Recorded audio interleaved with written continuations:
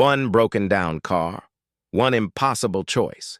A black single father drowning in accusations he couldn't fight. Exhausted from working double shifts just to keep his daughter out of foster care, driving home through a storm that matched the chaos in his life.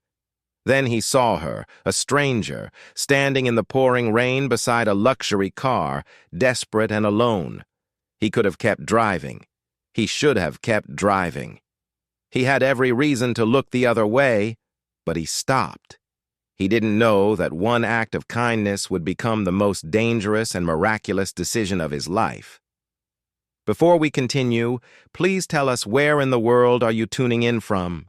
We love seeing how far our stories travel. The wipers scraped across the glass in their endless rhythm, and Marcus's eyes burned from the double shift he just pulled. Loading trucks, scanning boxes, moving, always moving. Because if he stopped, if he let himself think too long about the trial date circled in red on their kitchen calendar, he'd fall apart. 3 weeks. He had 3 weeks before everything ended. Then he saw it.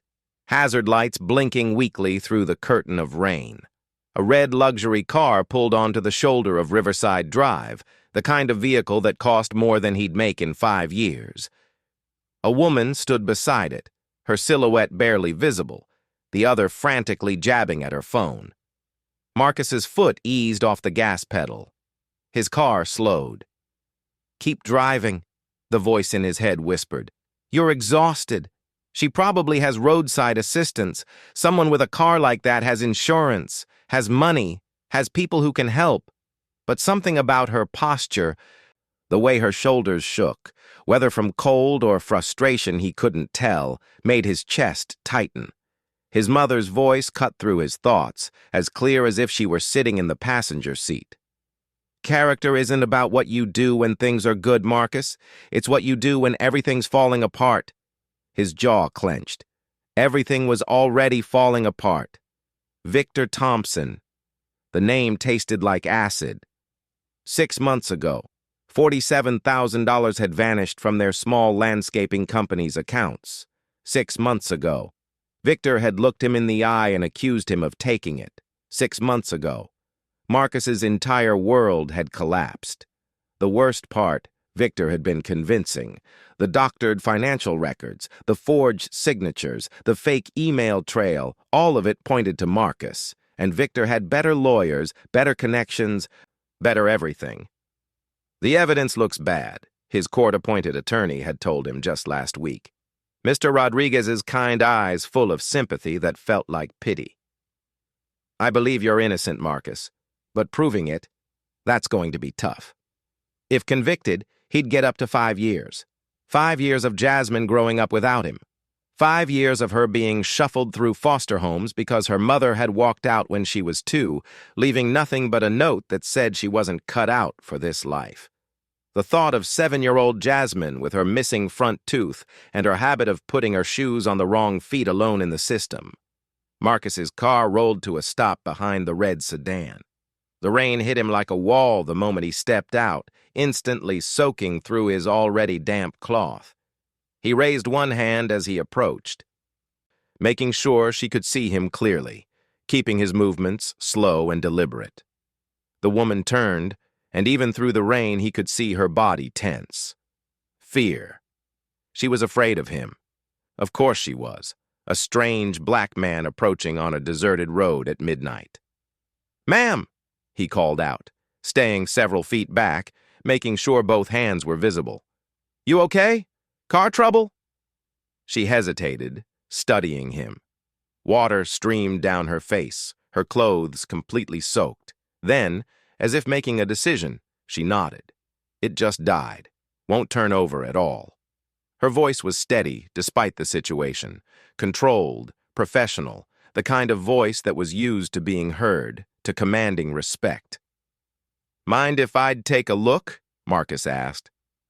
"I'm not a mechanic, but I've kept enough old cars running to maybe help." Another pause then. "Please." "I'd appreciate it."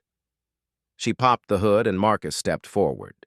The rain pelted the back of his neck as he leaned over the engine, and for a moment he was grateful for the distraction.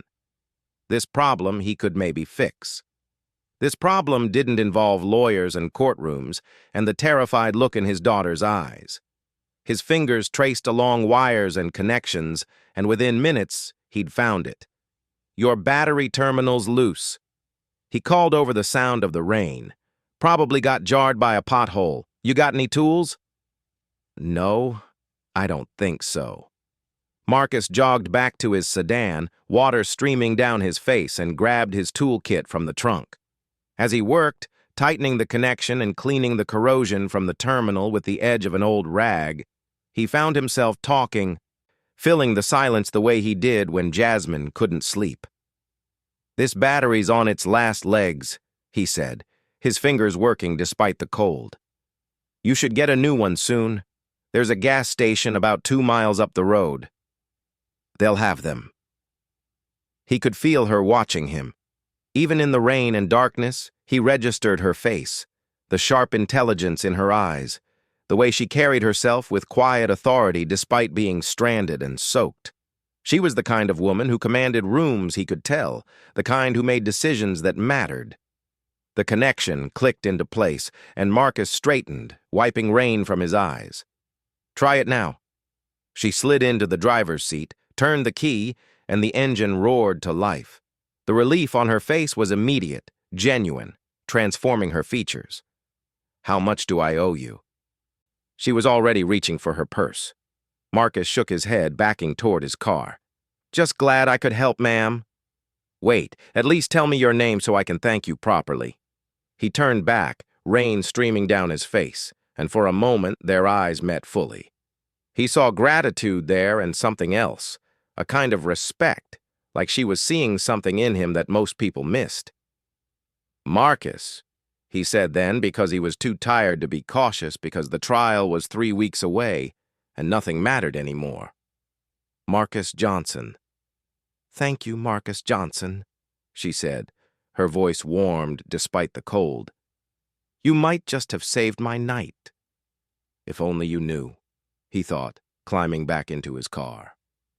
If only you knew, you might just have been helped by a man the world thinks is a thief.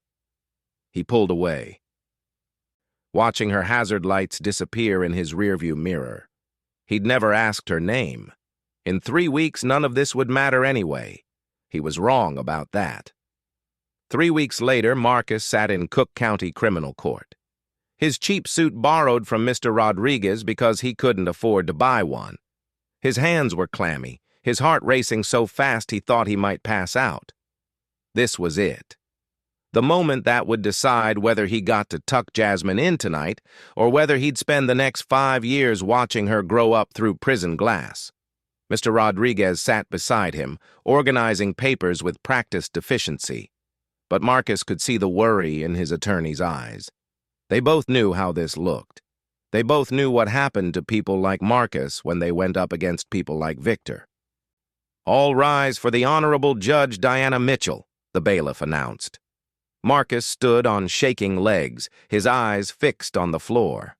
He couldn't bring himself to look up, couldn't bear to see the face of the person who held his entire future in their hands.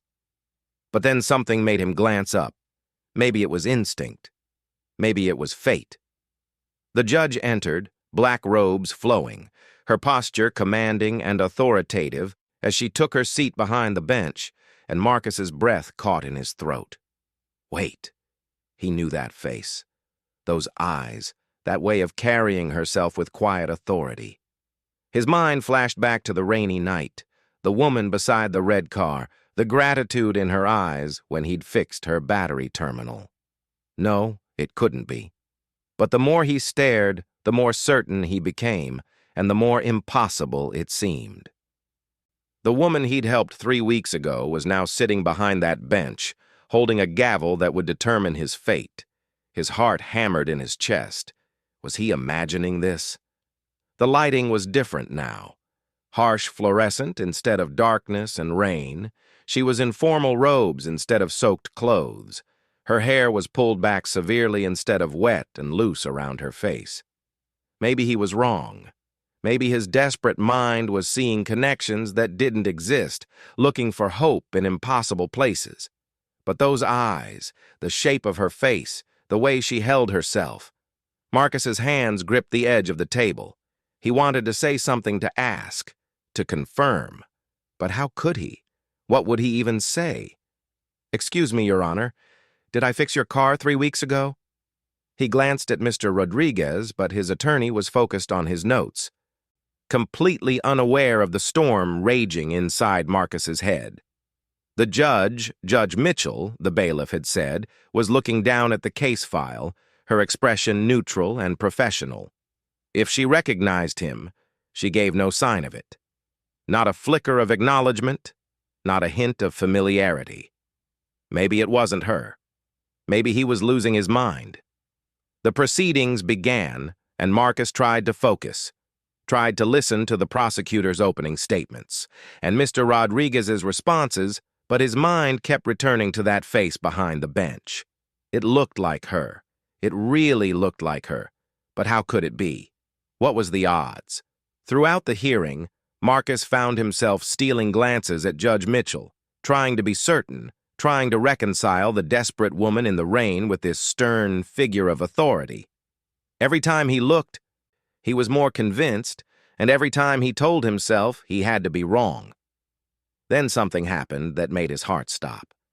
The prosecutor was presenting the photocopied financial documents, and Judge Mitchell leaned forward, her eyes sharp as she examined them. "Mr. Davis, these are photocopies. Where are the originals?" Marcus's breath caught. It was her. It had to be her, but she never looked at him, never gave any sign that she knew who he was. Her face remained perfectly neutral, perfectly professional as she questioned the prosecutor about the evidence. "I have concerns about these documents," she said firmly. "This court will not proceed based on photocopies of photocopies. Mr. Rodriguez, I'm granting your motion for forensic examination. We'll reconvene when we have properly authenticated documents." The gavel came down with a sharp crack, and Marcus flinched. As the courtroom began to clear, Marcus remained seated, his mind reeling. Mr. Rodriguez was talking beside him, explaining what had just happened, how unusual it was, how lucky they were. But Marcus barely heard him. His eyes were on Judge Mitchell as she gathered her files and disappeared into her chambers. Was it her? Had the woman he'd helped in the rain just saved him right back? Or was his desperate mind playing tricks on him, creating hope where there was none? He wanted to believe. He wanted so badly to believe, but he couldn't be sure. And that uncertainty would haunt him for the next 2 weeks. Diana Mitchell leaned against her chamber's door, her hands trembling as she pressed them flat against the wood. Her heart was racing, her mind spinning with the magnitude of what had just happened. Marcus Johnson, the man who'd stopped in the pouring rain to help her, the man who'd refused payment and smiled wearily and told him his name before disappearing into the night. She'd seen the recognition in his eyes when she'd entered the courtroom, watched him do a double take, watched confusion and hope and uncertainty flash across his face. He suspected, but he wasn't sure. And she'd given him no confirmation, kept her face perfectly neutral, because to acknowledge it, to show any sign that she knew him, would be grounds for immediate recusal. And if she recused herself, this case would go to Judge Harrison. Diana pressed her fingers to her temples. She'd just bent every ethical rule in the book. She'd used her position to demand evidence examination that should have been done months ago. She'd fought for a defendant she had personal contact with. But what choice did she have? Let an innocent man go to prison because the system was too lazy to do its job properly. She'd seen the evidence, seen how flimsy it was, how circumstantial, how easily it could be torn apart with proper examination. But Judge Williams had been too busy to care, had denied the forensic examination because it cost money and time. Marcus Johnson was being railroaded, and the only person who could stop it was someone who should have recused herself the moment she'd seen his name. Sometimes justice required impossible choices. She just hoped she was making the right one. 2 weeks felt like 2 years. Marcus went through the motions, working at the warehouse, picking up Jasmine from Mrs. Chen, reading bedtime stories, pretending everything was fine. But every night he lay awake wondering, was it her? Had she recognized him? Was that why she demanded the forensic examination? Or was he imagining connections that didn't exist, seeing miracles where there was only coincidence? "Daddy, you're thinking too loud," Jasmine mumbled one night, half asleep. "It's keeping me awake. Sorry, baby girl. Go back to sleep. Is it the court thing?" "Yeah. Mrs. Chen says judges are fair. Says they help good people." "I hope so, Jazz. I really hope so." The forensic accountant's report arrived on the Tuesday. Mr. Rodriguez called Marcus at work, his voice shaking with emotion. "Marcus, the report. It's everything we needed. Victor fabricated everything. The digital records prove it. You're going to be okay." Marcus's legs gave out. He sat down hard on a stack of boxes, phone pressed to his ear, tears streaming down his face. "We're going back to court tomorrow. Judge Mitchell wants to reconvene immediately." Judge Mitchell? Was it her? Maybe tomorrow he'd know for sure. After careful examination of the evidence, Judge Mitchell said from the bench, her voice carrying absolute authority, "This court finds that the prosecution's case is built on fraudulent documents. The digital banking records conclusively demonstrate that Victor Thompson, not Marcus Johnson, committed the embezzlement in question. Mr. Johnson, all charges against you are hereby dismissed with prejudice." The courtroom erupted in noise, but Marcus heard none of it. His hands were shaking, his vision blurring with tears he couldn't control. Free? He was free. Furthermore, Judge Mitchell continued, her voice cutting through the chaos. "I'm referring this case to the district attorney with a strong recommendation that charges be filed immediately against Victor Thompson for fraud, embezzlement, forgery, and obstruction of justice." The gavel came down with finality. Marcus looked up at her, then really looked up at her, and their eyes met for just a fraction of a second. And in that moment, he knew it was her. It had always been her. She'd known who he was from the moment his case crossed her desk, and she'd fought for him anyway. But before he could say anything, before he could even process what he wanted to say, she was standing, gathering her files, disappearing into her chambers with the same professional efficiency she'd shown throughout the trial. Mr. Rodriguez was hugging him, talking about civil suits and compensation, but Marcus barely heard him. His eyes were on that closed chamber's door. He wanted to thank her, needed to thank her. But how could he? How could he approach a judge who just saved his life and ask if she was the woman whose car he'd fixed in the rain? It seemed impossible, inappropriate. So he left the courthouse that day with freedom in his hands and questions in his heart. But he knew. Deep down, he knew. And somehow he had to find a way to tell her, "Thank you." 6 weeks passed like a dream. Marcus found a better job at a hardware store. Better pay, better hours, benefits that actually meant something. He was home for dinner every night. Jasmine drew pictures of Daddy being free that covered their refrigerator in rainbows and misspelled words. Life was good, better than he'd ever imagined it could be after everything that had happened. But something nagged at him. He'd never gotten to properly thank the judge, never gotten to confirm what he knew in his heart to be true, that she was the woman from the rain, that she'd recognized him, that she'd risked everything to save him. He was restocking shelves in aisle 7, automotive supplies, which felt appropriate given how this whole thing started, when a voice behind him said, "Excuse me, do you know where I might find battery terminals?" Marcus turned, and there she was, not in judge's robes this time, not behind a bench with a gavel in her hand, just a woman in jeans and a casual sweater, her hair down, standing in the hardware store with a slight smile on her face. "It's you," he breathed, the box of windshield wipers slipping from his hands. "I knew it in the courtroom. I thought I wasn't sure, but I knew." Her smile widened, warmer now, more genuine. "You recognized me. How could I not? Your face, your voice.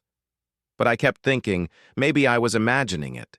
Maybe my mind was playing tricks because I was desperate. He took a step closer, his voice dropping. You knew too the whole time. You knew I was the guy who fixed your car. From the moment I saw your photo in the case file, the coffee mug I was holding hit the floor and shattered. But you couldn't say anything. If I'd acknowledged it, I would have had to recuse myself. Your case would have gone to Judge Harrison. Marcus closed his eyes, understanding washing over him. And Judge Harrison would have convicted me almost certainly. He has a 94% conviction rate and no patience for public defenders. So, you risked everything, Marcus's voice was barely a whisper. Your career, your reputation. I could lose my position if anyone found out, Diana said quietly. I broke about a dozen ethical guidelines, but I'd do it again. They stood in the middle of the hardware store, surrounded by mundane things, screws and paint cans and extension cords. And the moment felt sacred. Why? Marcus asked. Why would you risk so much for someone you met once in the rain? Because that one meeting told me everything I needed to know about your character. A man who stops in the pouring rain to help a stranger using his own duct tape tools, refusing payment when he clearly needs it. That's not someone who steals from others. That's someone with integrity. And I couldn't watch an innocent man go to prison just because the system was too lazy to look at the real evidence. Marcus felt tears sting his eyes. You saved my life, saved my daughter from losing her father. You helped me first, said Diana softly. You had every reason to keep driving that night. You were exhausted, worried, probably running through worst-case scenarios about your trial. But you stopped anyway. You showed me something I'd stopped believing existed. Real, uncomplicated human goodness. I never even learned your name that night. I know. I realized that later. You gave me yours, Marcus Johnson, but you never asked mine, and I never offered it. If I had, would things have been different? I don't know. Maybe, but maybe everything happened exactly the way it was supposed to. There's something else, Diana said, a smile playing at her lips. During your trial, you brought your daughter to court once. She had to wait in the hallway while we were in session. Marcus nodded. Jasmine, Mrs. Chen was sick that day and I had no one else to watch her. She drew me a picture, gave it to the bailiff to give to me. Diana's smile widened. A judge with a superhero cape. She told him I had a magic hammer that made bad people go away. Despite everything, the weight of the conversation, the emotion churning in his chest, Marcus laughed. It burst out of him, genuine and surprised. She thinks your gavel is magic. She's been telling everyone at school about how the nice lady with the magic hammer saved her daddy. I'd love to see more of her drawings. Then, with visible courage, with vulnerability showing through her professional composure, maybe over coffee, if that's allowed, now that the case is over, Marcus felt his heart rise something complicated in his chest. Something that felt like hope and gratitude and the beginning of something neither of them had expected. It's allowed, he said, his voice thick with emotion. In fact, I'd really like that. I'd really like that a lot. That Saturday, Marcus brought Jasmine to the cafe. He'd explained that Miss Diana wanted to see her drawings, and his daughter had spent the entire morning organizing her artwork and changing her outfit 4 times. Is she the magic hammer lady? Jasmine asked, bouncing on her toes. She is. Is she pretty? Very. Is she nice? The nicest. Then I'm wearing my princess dress, the yellow one. Because yellow is happy and we are happy now, right, Daddy? Marcus had knelt down, eye level with his daughter, his heart so full it ached. We're the happiest, baby girl. Now watching Jasmine spot Diana across the cafe and practically vibrate with excitement, he felt something shift inside him, something that felt like coming home. Daddy. Daddy, it's the magic hammer lady, Jasmine squealed, dragging him forward with the kind of strength that only excited 7-year-olds possess. Diana stood and Marcus watched her face transform as Jasmine barreled toward her. All the professional composure melted away, replaced with genuine warmth and delight. Hi, I'm Jasmine, but you can call me Jazz, because that's what Daddy calls me when I'm being good, and I'm being very good today. The words tumbled out in one breathless rush as Jasmine thrust a rolled-up piece of paper at Diana. See? That's you with your magic hammer. And that's the cape. Because superheroes need capes, obviously. Obviously, Diana agreed, unrolling the drawing with genuine care, her eyes softening as she studied the crayon artwork. This is beautiful, Jazz. I know, Jasmine said with zero modesty, already climbing into the chair across from Diana. I'm really good at art and also at eating pancakes. Do they have pancakes here? Marcus finally caught up, slightly out of breath. Jazz, slow down. You're like a tiny tornado. Tornadoes are fast and powerful, Daddy. Thank you. Jasmine beamed, completely missing that it wasn't exactly a compliment. Diana was laughing, really laughing, and it was the most beautiful sound Marcus had ever heard. In the courtroom, she'd been all authority and sharp edges, controlled and professional. Here, watching her interact with his whirlwind daughter, she was something else entirely. She was real. She was warm. She was someone he could see in their lives, not just as the judge who'd saved him, but as someone who belonged. Over hot chocolate for Jasmine and coffee for the adults, the conversation flowed with surprising ease. Jasmine entertained them with elaborate stories about her stuffed animals' adventures, complete with different voices and dramatic hand gestures that knocked over her hot chocolate twice. And then Mr. Fluffington? He's my rabbit. He said to Princess Sparklepaws, she's my cat. We need to save the kingdom. But then they remembered they can't read maps, so they got lost at the grocery store instead. That's quite a plot twist, Diana said, genuinely charmed, dabbing at the spilled hot chocolate with napkins. I know, I'm full of twists. Daddy says I should write movies. Jasmine took another huge sip of her refilled hot chocolate, leaving a whipped cream mustache on her upper lip that made Diana smile. Are you going to be Daddy's girlfriend? Because Mrs. Chen says you're pretty and Daddy needs a girlfriend because he's been mopey for too long. Jasmine? Marcus's face turned bright red, and he wished the floor would open up and swallow him. What? Mrs. Chen said it, not me, but I agree. You are pretty, and you have a magic hammer. That's basically the best combination ever. Diana tried not to laugh at Marcus's mortification, her eyes dancing with amusement. Well, your dad and I are going to be friends first, and we'll see what happens. Okay, but just so you know, I'm really good at sharing. Daddy and I make excellent friendship bracelets. If you want one, I use all the best colors, not the boring ones. As Jasmine launched into an enthusiastic explanation of her bracelet-making technique, Marcus caught Diana's eye across the table. She was smiling at him with something warm and knowing, and he realized this felt natural, easy, like maybe they'd been heading toward this moment since that rainy night when their worlds first collided. The universe had taken him to the edge of losing everything, had brought him face to face with his worst fear, and then had given him this, a second chance, a new beginning, and a woman who'd risked everything to believe in him. Sometimes kindness comes back to you in ways you never expect. The coffee dates became a regular thing, sometimes with Jasmine, sometimes without, but always filled with laughter and easy conversation that surprised them both. They discovered they both loved old movies, that neither could cook without setting off smoke alarms, that they'd both lost parents young and carried the weight of responsibility for others. On their fourth outing, a trip to the zoo with Jasmine, they stood watching the penguins waddle across their enclosure. Jasmine had run ahead to the sea lions, her yellow jacket bright against the gray winter day. Daddy, hold Miss Diana's hand so she doesn't get lost, Jasmine called back already halfway to the next exhibit. I mean, I don't think, Marcus started, embarrassed. It's okay, Diana said softly, slipping her hand into his. Her fingers were warmed despite the cold air, for safety reasons.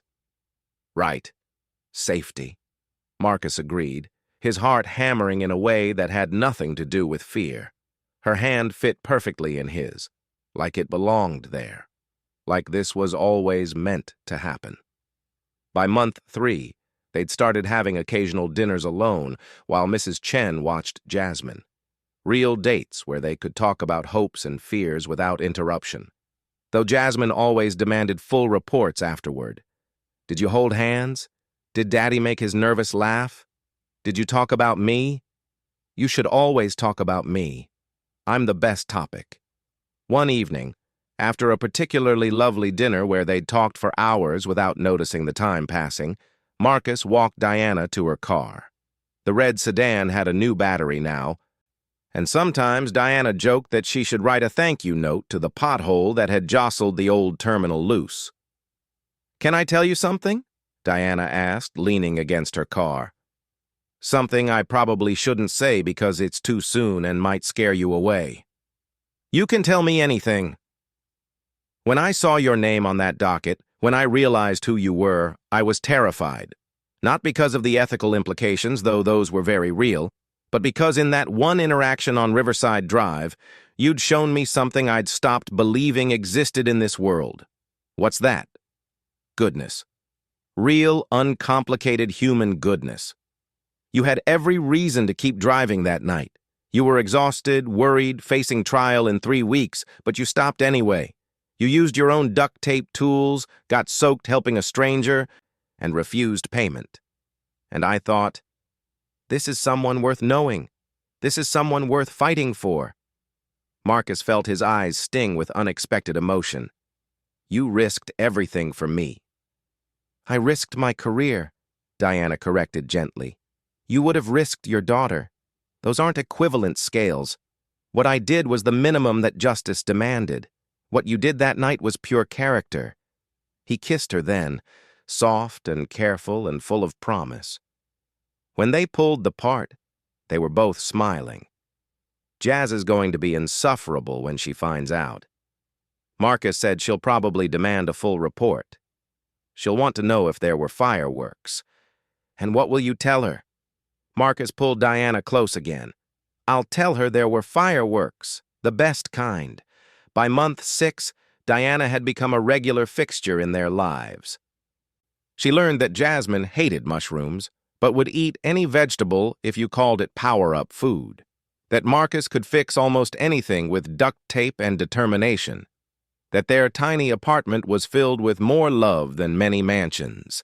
1 year and 3 months after the trial that almost destroyed his life, Marcus was planning to propose. He'd picked out a ring, nothing fancy because fancy wasn't their style, but something that sparkled the way Diana's eyes did when she laughed. He'd planned an elaborate sunset proposal at the park where they'd had their 3rd date, the one where Jasmine had insisted he hold Diana's hand for safety. Mrs. Chen had agreed to watch Jasmine while he took Diana to the park. Everything was planned perfectly, except he'd made one crucial miscalculation. Jasmine could not keep a secret to save her life. They were at the park, walking toward the spot where he'd planned to get down on one knee, when Jasmine, who was supposed to be at Mrs. Chen's, suddenly appeared from behind a tree and shouted at the top of her lungs, "Are you going to ask her to marry us yet? The ring is burning a hole in your pocket, Daddy. That's what Mrs. Chen said."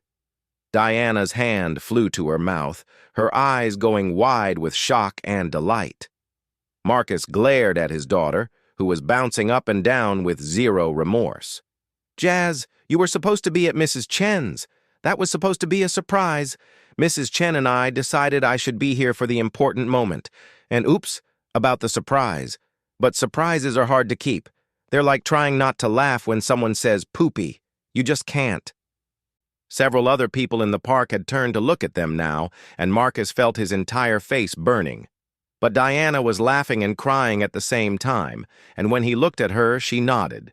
So he got down on one knee right there with his 8-year-old daughter bouncing excitedly beside him and strangers starting to gather around with their phones out. "Diana Mitchell," he said, pulling the ring box from his pocket with shaking hands. "You saved my life in more ways than one.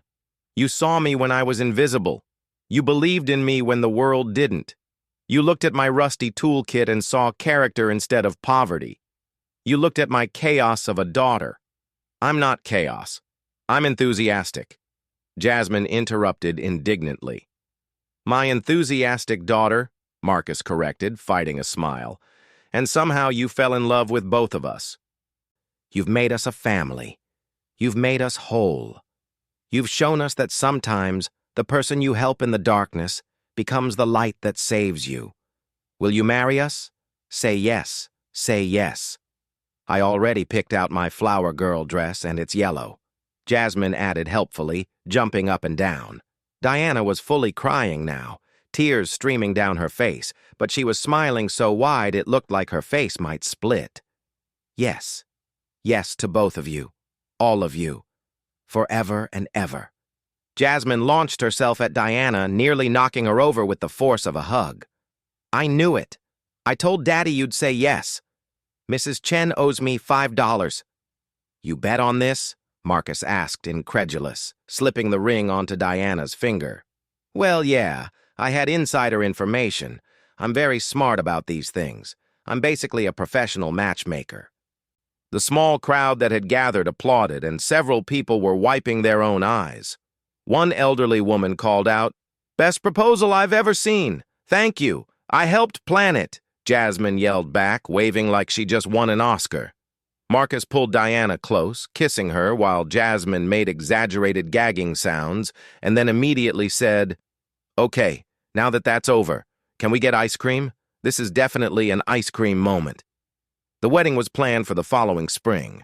Jasmine took her role as flower girl and wedding coordinator very seriously, creating elaborate lists and insisting on multiple dress rehearsals. "We need to practice, Daddy. What if I forget how to throw petals? What if I throw them too hard and they hit someone in the face? That would be bad for the photos. I think you'll do great, baby girl." "I know I'll do great. I'm just being thorough. That's what professionals do." The wedding day arrived with perfect spring weather, the kind that makes everything feel possible and new. The garden venue is decorated simply, white chairs arranged in rows, soft flowers hanging from trees, sunlight filtering through leaves like nature's own spotlight. Mrs. Chen, who'd become like a grandmother to Jasmine, wept openly throughout the ceremony. Mr. Rodriguez, Marcus's former public defender, served as best man. And in his toast, he said, "I've seen a lot of justice in my career, but watching these two find each other, that's something beyond what any courtroom could deliver. That's the universe making things right." Sarah, Diana's clerk from the courthouse, served as maid of honor and spent half the ceremony crying happy tears into tissues. Jasmine, now 8.5, the half is very important, people, stood as flower girl in her insisted-upon yellow dress. She'd practiced her walk down the aisle at least 40 times, but when the moment came, she skipped instead of walking.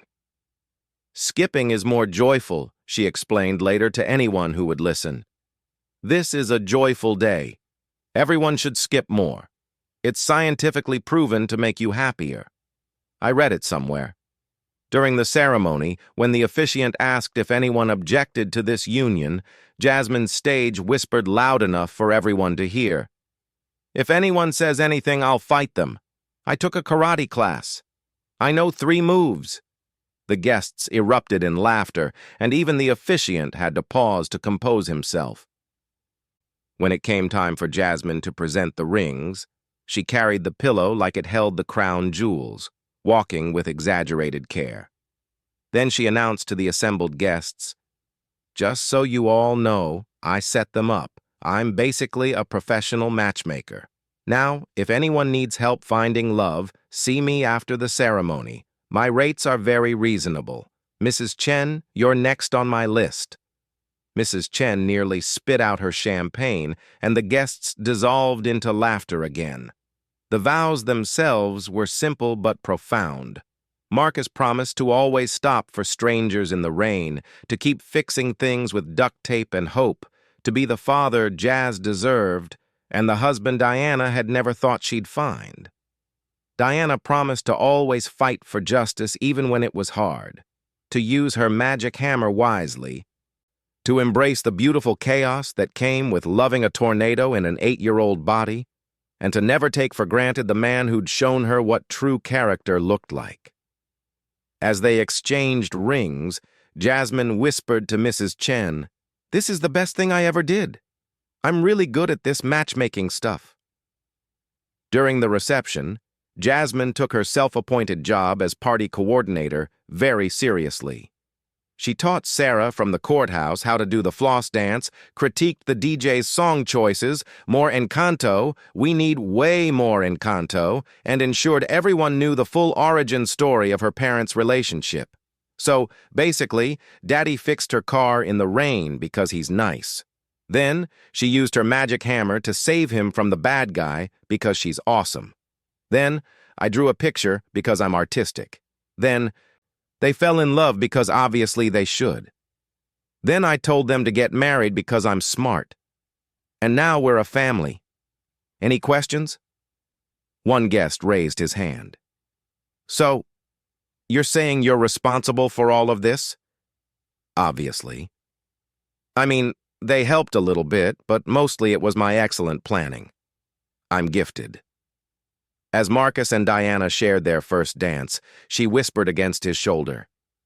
"I broke so many ethical guidelines for you," he whispered back. "Was it worth it?"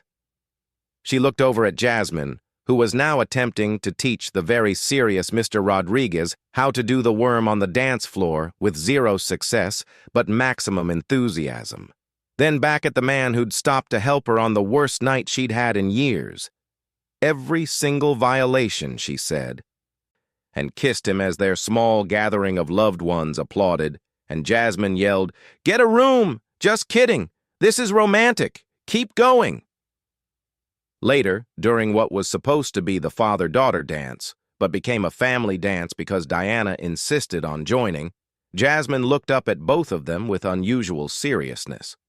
"I'm really happy. Like the happiest I've ever been in my whole entire life." "Me too, baby girl," Marcus said, his voice thick with emotion. "Me three," Diana added, pulling them both closer.